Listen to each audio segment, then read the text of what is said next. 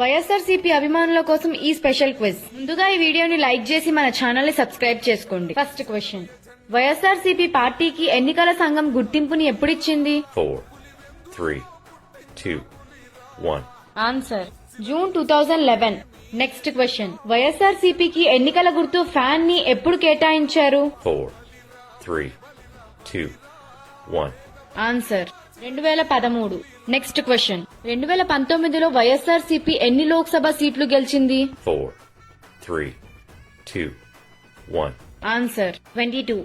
Next question, 2017 to 19 మధ్య జరిగిన ప్రజా సంకల్ప యాత్రలో జగన్మోహన్ రెడ్డి గారు మొత్తం ఎన్ని కిలోమీటర్లు పాదయాత్ర చేశారు? 4, 3, 2, 1.